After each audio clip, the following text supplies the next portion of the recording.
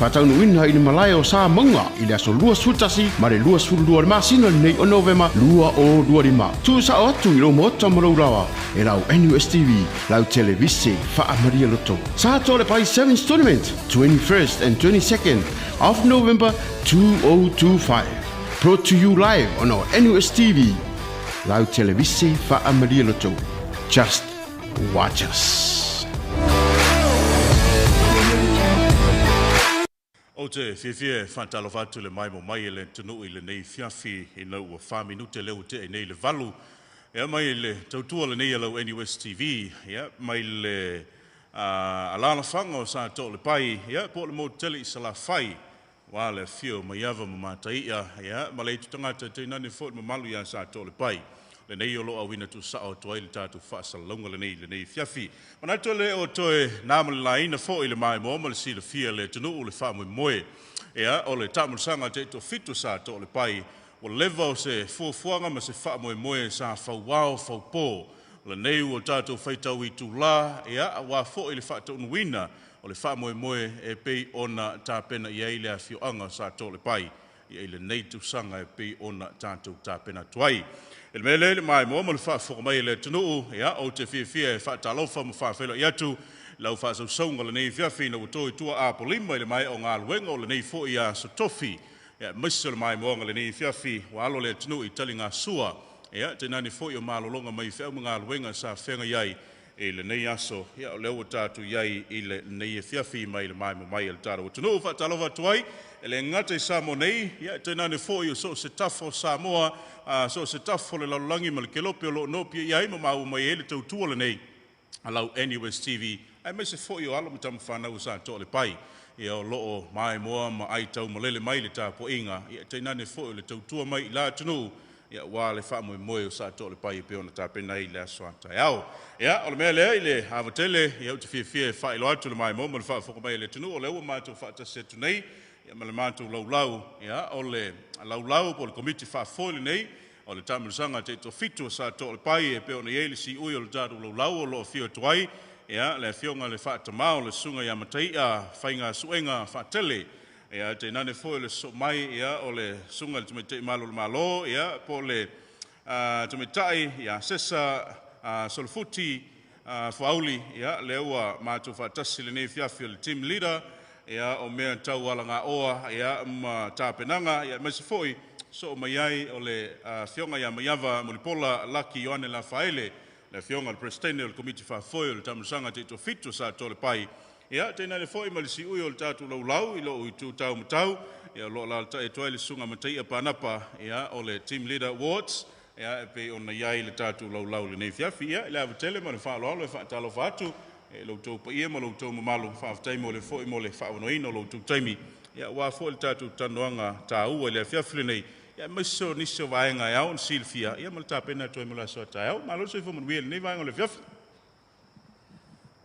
ua la ngona foi le leo i rama i le nei foi vaenga o le fiafi na ua whaatiri foi e foi matau manuia lo tau whaiva Samoa ma tu whapea tuai ma le nganga i tumu le whaaloalo ma lo fo lau manuia tātou whiloa i foi lunga o ala ata o le tātou TV o le TV o le tātou watunu o le TV o a inga uma ma tangata uma leo fo e silisila mai ai le whafoina o le nei Polokalame ma e manatu ai e tau sili pea manu malo lo tātou o li whaolo Jesu Keriso pe foi ona sa unom fitalei leo moenga ina ua tātou whiloai o lo maua pea le soifo mnuia isi o tātou watunu ve ele nei avanoa e mātou te whaatalofa atu ai foi le tātou TV i le fonga le Polokalame i lau telinga mau leo moenga mai se foi le lipule fionga ia sangaputele ma leo whainga luenga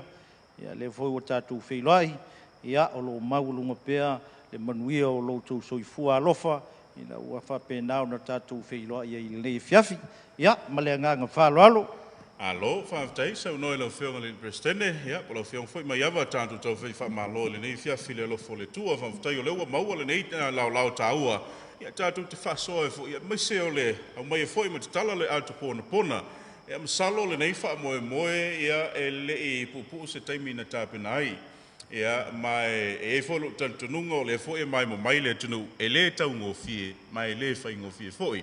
Ia, le nei vai tau. Ala fo atu le avanoa. Salo tai au le so tau o le so ele ngata le moe mitinga le komiti fa foi ia tino mai ma tau nu le fa moe. Ai me se foi. O le afio anga ato ma le nei tu malo. Tai nane ai. O se fianga sili le unga tu pulanga sa Satoalepai. Ea o leva o na moe miti ma tapena ina ia tini le nei fa moe. Se taimi mo le nei u fa tino le nei fa moe tele pe o no ta le fa ngofie mai le tau ngofie.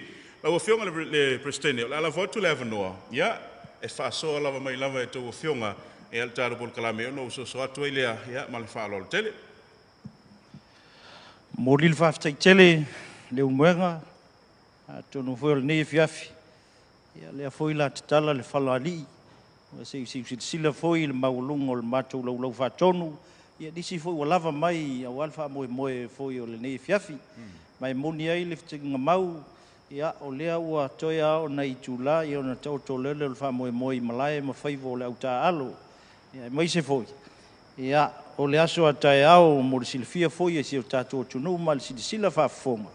Ia o tae au le a whape nao na te tala alo i aile nei wha moe i le malae whale wha moi.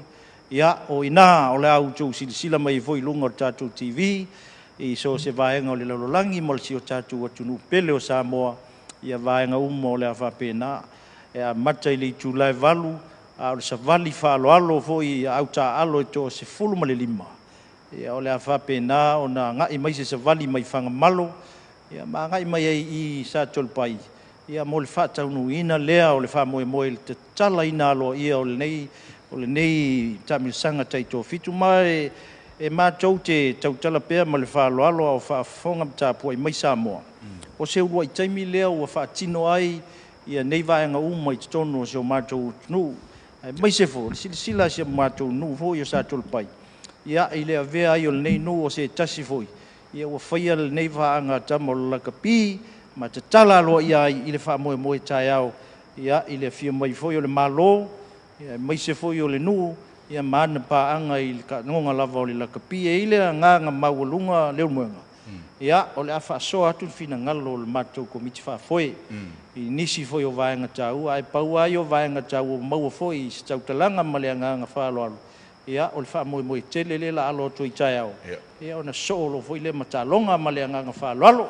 Alo whaafitai, alo sau no. Ia, la ala fotu ia le vanoa i lau whionga le whaatama. Ia, lau sunga matai e sau noa e foi. Ia tu sai foi mo le tātou wha moe tae au. Ia, o sau whina ngalo foi le nei wha moe o tātou whaitau i tūla. Ia ona whaatau nuina lea ma le manuia. Ia, i lea soa tae au tau pule ola i le lofo le tua e mamoli atua. Ia, so i fua sopo le tino. Ia, e moa whaafikai nun moanga. Mai se foi le fisio kiwi. A le ani wes, ka kou whiloa e ngei wha moe. O sa unga akulu pere skenge, le whionga ia mai awa. O ia lava o le. I o i maka o le ngei wha moe. A ka kou kalango i ka penganga. O le whionga lava i mai awa. Pere skenge, sa wha ma ike ngei mea. Ai, o ke fifie wha peak.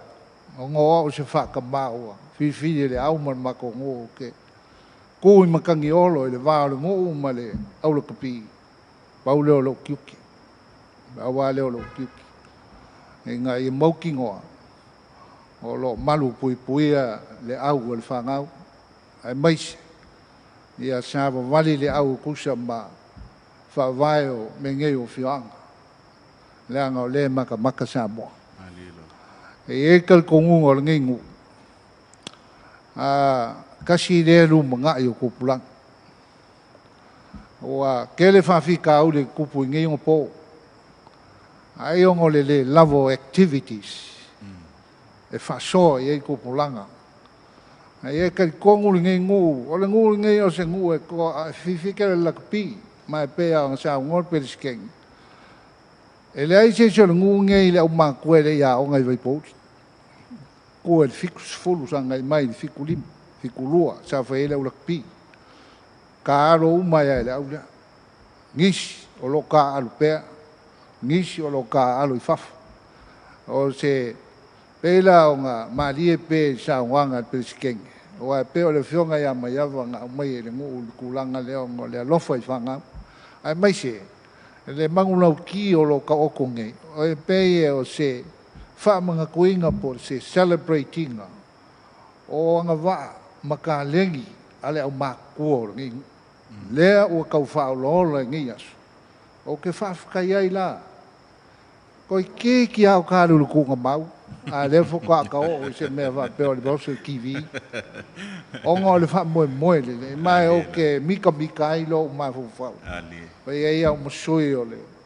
Au makua ngi ngu. Wha whakai ngi kupulang. O lang ko wha mai ke se mea ka ule lei ai ngu. Ia, pe o le lo ulea karikongunga ia I wha moe moe. Ia o ka eao le aso upu. Ai pe o ngele wa aso sa moa malau mai moe mai. Ia o sa mako le sao. I le aki ngā inga o kupulanga. A wai, mako karikong. I le lo ia uma kupulanga. Ai e le sika mai kiki e le lo ia e le foma. Le whaiao. Ai le le kāra. E le la le kingo. Ma whau ma le ngā. O le mako karikong. O le mako le sao. I ka mwhainga o kupulanga o kako kungu. E nga ia manguia o la ko lumunga. Ia oi ngai loa, leo muan. Oi ngai loa. Le si se fulu kausang. Wingi sa korpai. Uka sa korpai.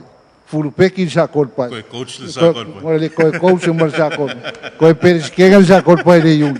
Ia wanga ngai ka kalai mai sa foku mai si. A wala vai ngai au ia sa u so sengia kule ka kum ka pulo mwanga ale nganga fa kai ia mako le mako ngengu ka mika mika ka mika mika wa kusi le ngol ngu ngel apio leola wa ia sanga au ka pi wa le skala le langi wa ka o le international Satoalepai 7 ia me le ka ko ngu lo ka ape ya sa bo a fai o lo e si sila mo le po mga miangi kupe la fo mai aki nga ka ko e le mangaian ma kele o upul polnge a kausanga le fiuia le moenga ma le US va mai po a fe fa ese kick off a wa umai e a sor ngai mal kausang ya le para la kulele e la usang lu moenga pe foi kusama le ka ko fa mo ngai po Alo whaftai, alo le tanoa pa ui lau sunga matai ya po lau whionga fo I le whaatama o le tātou kalapu ya po le tātou komiti whafoi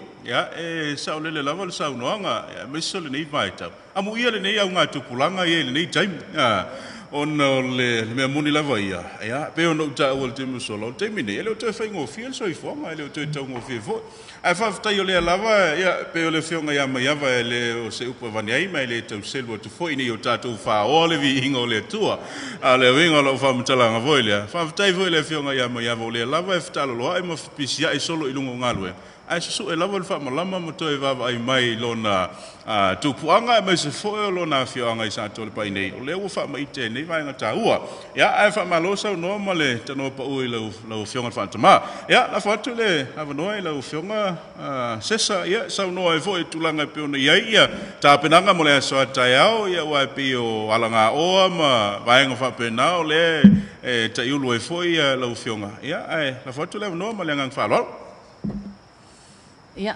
whaftai lava I lawa whionga le muenga mo le awanoa matango fie. Ia o tatonu fo I o le wa mo I malai le whionga ia mai ava. Ia e mai se fo le sunga ia matai ia. Ia matou lau lau e pena fo I o na watu le. Whaftai le whionga fo ia mai ava e tu sai fo I mo le Polokalame matango fie. Ia o tatonu fo ia ele umi fo I se whaala talata atu. E tu sai fo I mal Polokalame. Ia o lea wa uma fo I ona so alau pule foi le whionga e mai awa matai a man malu le aula kapi e tu sai foi mo fa mo mo le so atai au ia tatonu ni ai ele fai ngo fie ni nei Tapenaga ia te wa ia malo tu I lo tu langa fa ta ile foi vaenga ele fai ngo fie ele tasi ele lua ele tonu ni aso nga plan ai e mai awa le Polokalame le o tatonu Whaftai lea tua, ua mawhai o na mātou whelua e ma le whionga ia mai awa. Wai o le upumoni lava I o te lea māsani ia mai awa. ai o te whawhetai la fionga, ona o le mawhai, ona mai o lea tō whinga ia tea, o te tai e le vāenga, o se isi fo i vāenga o le aula kapi, o lea la ua o whawhetai ai, i le tele o tausanga o tari tonu sa plana i e mai awa lea fo i vāenga matango fie, po lea fo i Polokalame, o le alu i luma o le soifuanga, ma le o langa ta alo o whanau, mai se le fionga nei, ia e mai se foi, e le tau ngofie o loa ni nei vai tau. Ua fio mai foi le fionga e mai awa nei vai tau e whai Polokalame le nuu. Le to e tau ngofie le o loa. Me whai e ngausi ai, Tapenaga awa a mai se foi. O nei li gato nuu malala whanga nei, so o se awala e alai tau singa, o a seta, ia e mai se foi. Tele mauna noa i o mea le lei, ia awa le alu i lumo le a fioanga. O le afioanga ua matango fie ma ua mawalunga. Tatonu ua matua i mawalunga le afioanga nei. E winga i le Polokalame ua o tatonu foi. Ua i loa masila fie le lalolangi atoa. Ono lea, o le whai nuu, o le loto nuu, o le loto a inga le afioanga nei, ai mase le afioanga ia maiawa. Whaftai e i foi le afioanga i le sunga ia mataia, e mase foi na foi lala mai mataia pāna mo le foi ava noa matango fie. Wa tarton ia ele tele lava se pitola awolo ne tangata ono tuatuangia fo inga luenga. Ia ole ala lea e va 12 faftai la fianga nei mo le ava noa matango fie mo fai e fo ona o fa soa tununga nei TV. Wa tarton ia ke luanga o aka e mfainga kai loa ia se upula fatanong. Fa fitai la fianga o fai e ona o Satoalepai avatu ese manatu nungo tatou Polokalame ia manuia lava fofuanga po manuia foi fofuanga le atua taeao se ia o lava na fauma fo ia le vi inga i le atua ia o se o fala tale la ua fianga manei tula fiafi manuia lava toe au manga tatou Polokalame. Alo whaftai o te whaia le tātou tala ia i le fiafi nei e na o so whau le saunoanga asesa. Whaia i le tātou tanoanga le me masani ono mātou talanoa e fo ia Samoa. Le winga lo whamtalanga foi lea, o Samoa ia soia. Ia e o mea le teimini, e so enga tāi lungo le whaafanua le lalulangi. A e so engo fie i whaamaumaunga o tala whaasolpito, whaiona au sia i vaenga te tas. Whapena foi la Satoalepai le mele weni, o le o ai filo le tusi whaitau o le kālena le lakpi Samoa mo le tātou atunu. I tāma le sanga te tō fitu, le awa mata i le tau sanga le nei, e le tau selu atu. Ia, tai au whatau nuu le whaamoe. Whaasolo atu ai lava mo ona tau lumanga uma. A o leo ai a pipi ma mau le kālena. O le teimile nei, ia, masalo e ono i le teimi sui le tau sanga fau ono tulanga o Tapenaga o i nei tau sanga. Ai, wa iai Satoalepai tonu le whaitaunga o tāma le sanga te tō fitu. Ia, o le whatua tau amata. O mea e tau amata e whapena, e amata atu i lalo e le mwhaiona, e le mwhaiona sau mai lunga e a tātou ta amata mali e. Ia, e whamalo e fōi, e pe ona sao ai sau noanga umwai atu. Ia, nau, sunga mataia, na whatu ia le wanoa e sau noa e fōi, e lau oi pito la aua e pe o lau fionga, ia po lau sunga fōi, le te iulu ni tūlanga o whai, longa mwaianga whapena. Ia, la whatu le wanoa e sau noa e malengang whalon. Whaftai leu moenga mo le noa, mo foi whatalo whatu le sila mai mo mai Samoa. Whatalo whatu foi le mai mo mai ma le sila mai o le toto sala lau o nei nu, tama whanau Satoalepai. Ia o lea ua tau sila mai, o lea lama mātou te au mauma, tari mau atu o tātou ele mo tātou tofi. Mo le Polokalame, ma le whaamoe atai au, leu moenga ma le whaafonga Samoa, e le whaingofie. E ona maua e lau whalasanga le amatanga, e le whaingofie, e le taungofie. Ia upu ai masani ai, a ka fia whaingi mea le lei.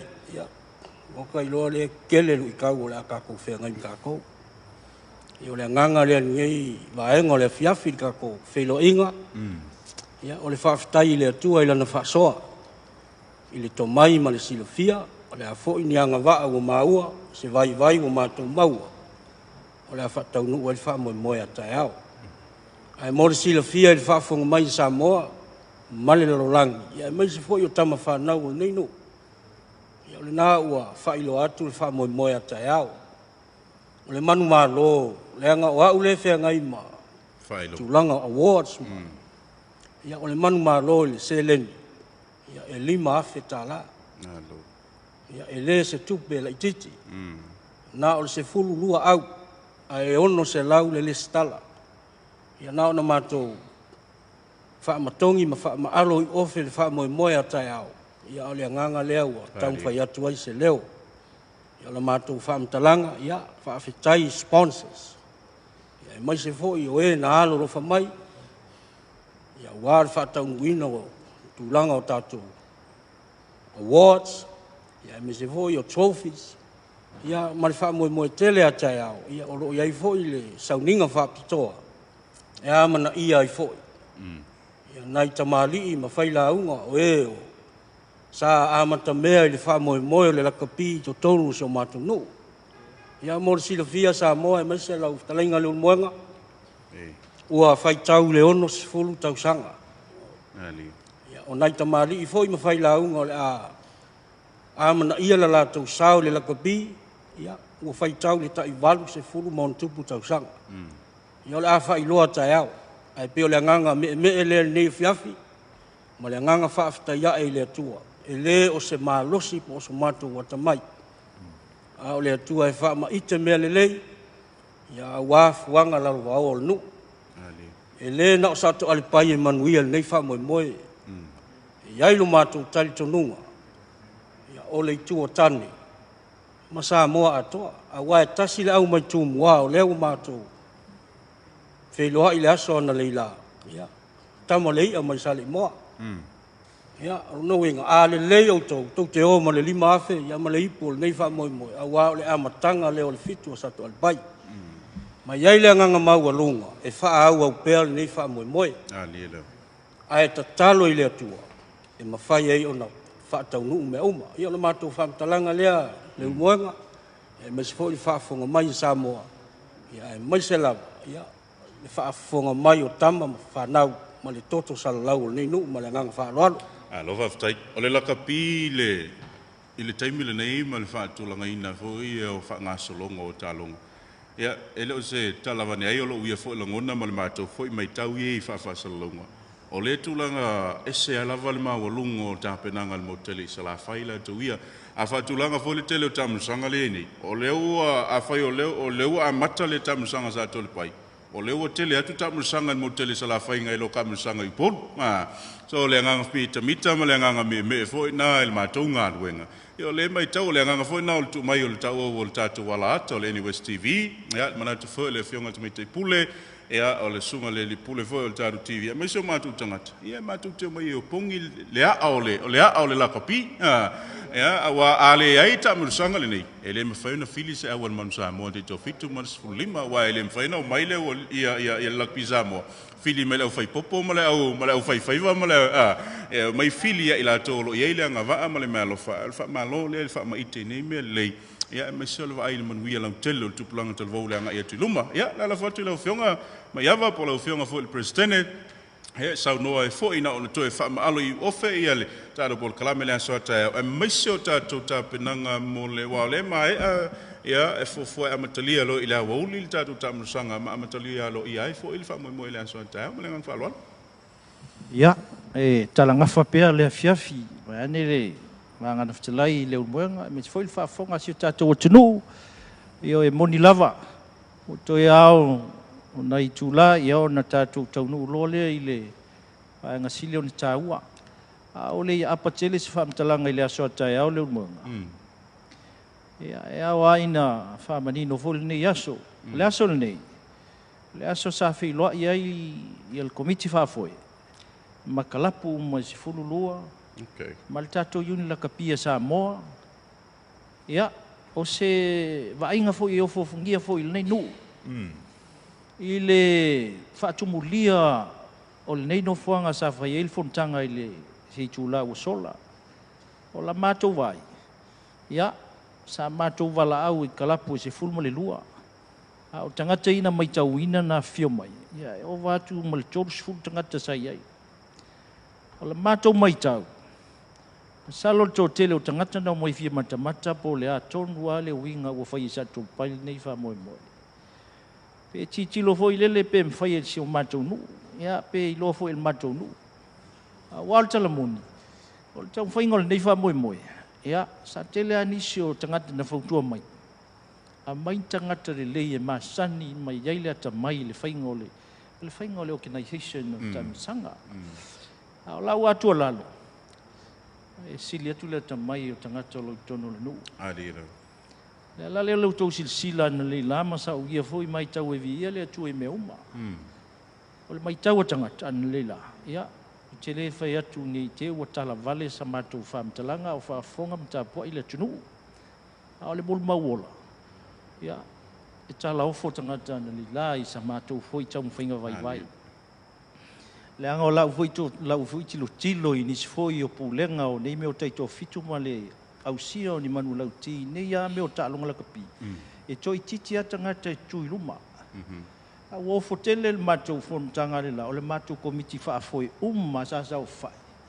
Ma sa fai lo malatou ngā ruenga. Ia sa whaafetai mai le whaife au se tasi whaife au toi ina i le kalesia e whakasai iwa. I lo mātou wa ai lau tele i vaenga nei, o le whao ngā ina o le ata mai o tangata. Le ala lea nou whai atuai. O le matua ata mai o tangata o le neino, ia. O te le te usenu nei vivi i lava i tuli i ona vai. Ai te tali tonu sa moa a whaiwa mawhai e Satoalepai, ona o tama whanau lava Satoalepai. Ia wai le ingisi o mākou ma le whakamama, mano le māloma, ma skorasipi ngai mea o le whaingo ngai mea. O le mātou te talo lava i le atua. Ia ua nei vi eo mātou tangata. A le fisili tele fo ia le atunu. Ai sa me o kou ngau e whaingi mea Satoalepai. Ia, o le tala mua o te via vailo. Tele i o tam whanau sa tupunga atu lakpi nei nā manu sa moa. E fo ina utou whaafonga i Polokalame. E lava la mātou taun whai. Ina ia tutulia ma so pe le whau. Mawani ai. Le leise upenga. A o le mesiri. Maua le atamai e tapena ai.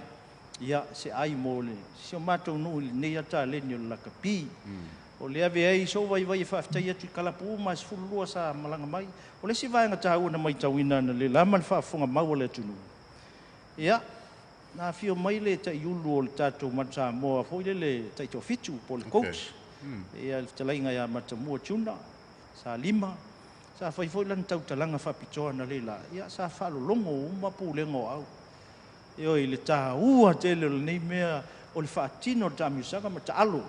Ina ia e titilo i lesi matati e tauna e usia o lo walu i whafo mpiki o i au le tunu. Le ala le na fie i foi o show vai ma le mātou komiti whaatonu. O le amana ia mai foi le nei tamani i longa o tonu si o tātou tunu. Ia e whaftai Faapitoa fo tātou laka pi Samoa. Fio mai le fio ngā se iuli. Ia sa lesa. Ia o sui vai a leo le ofisa sili le talainga se umanu. Ia maltanga duanga ina wa fio mai matai tuina le fa moi ia o la uia tala e tau fa matala ia fai wa manuia nei o la matou foi titilo e fa moi le ngang po io le tua e toi manuia foi tai au mai e lua tau fai ngal nei no pe ia la tau talanga sa fai na leila matou te lio mai e fina io no matou man malo Ali fausia ino nei tamisanga o tamisanga fa wo ina ia matamia Satoalepai ina ia tia pel taleni le fie o tupulanga o le asa tai au ia o le la tapena ia Satoalepai se fa fale i tono sau fa ingo o taito fitu le tunu ia fai foi e malia fenol fina ngalo se matou nu ia mata pena foi mo tau sanga fo ia o le fainga foi le la matou ta pena ia amana ia tangata o le si fa tele ma o matou mana ia o tou ia angale ngei ko kiwi Salo le loma ko waka o maka mai ai sa vai o ingusila ma pia ma kukuila ia le tau mo fai nga sia nu ia o le nganga fa fitaina o le si o to le si sponsor malos o le Vodafone ia mal tele o ila to ia mai se foi le malo le ia ve ai ne vanoa ia talo toi malenganga fa alo foi au uma tatu fe lo tatu savali o le savali ia o le wa fa vanoa mai en tanga luenga o le komisina mai se foi mtanga luenga le awala o le mai foi ia li on malo ya mai foi leo sa ia wa foi fa mo lungo le ala mo savali mai o savali le sau mai vanga malo tai au to se fululua au o o le au whaingo tangata o le sa wali mai se lau mon tupu. E ta isfulu lima ia tangata e tono le au o tasi isfulu lua ia au ta alo ma le management e tolu. Lana winga fast o tele o tatu sa wali tai au. Ia o la taita ia mai e el wha ili pū. Ale ri leo matai e Steve, ia o le director ngā kamako kamsanga. Pena malanga Faapitoa mai. Ia tai le sa wali tai au. Ia, moli eilo tau suifua, pulenga au, e me se foi tatu au ta alo. Ia moli wha moe tai au. Ia, e whaafitai telefon tau TV o lela, a live wani wha moe tai au le nei nu. Ia, malo ngā whalo alo. Alo whaafitai, alo sau noa i lau whionga presidente, te manatua ele tala le sifai whiauna whai i nau whaulwhale ia le whalo le sifai whiauna. Whai leo tala le whiau. Le whaonga ina e le atua le tangata e angava. Ai whaanga wa ina e le atua le tangata e silfia e le atua. Ia, o la iele me alofa. Pe voi la ona iai. A tono le taimile nei.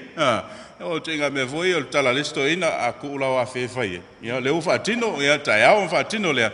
Ia, whaafitai malo, whaafitai mo lea, Tapenaga taua. Ia, manatu le mai mo, man whaafuka mai alo tala utunu. O se, tasina o tanonga taua lava, ia, man komiti whaafoe ale tamusanga tito fitu a Satoalepai. Leo o tātou whaitau i tūlau na whaatino lea mamatalia alo ia le whaamoimoi lea soa tai au. Ia, ona o tātou whai eilo le malai sa maunga. Ia, a makiki le polo, o ai o le asola ma le sempini o le ulua i teito fitu le nei. O whaasalawinga tu sao e lungo le tautua le nei alau NUS TV.